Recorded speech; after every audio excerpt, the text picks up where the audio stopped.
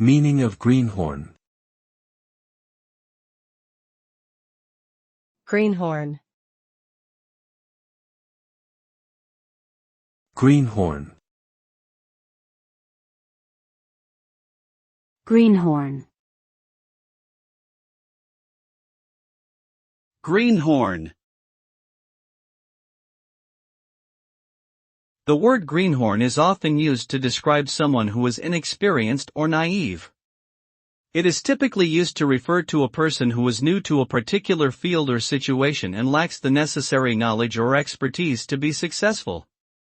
Greenhorns may be seen as eager and enthusiastic, but also untested and unproven.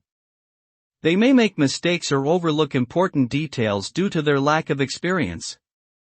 However, with time and training, greenhorns can become seasoned experts in their field. So, being a greenhorn can be both a challenge and an opportunity for growth and learning.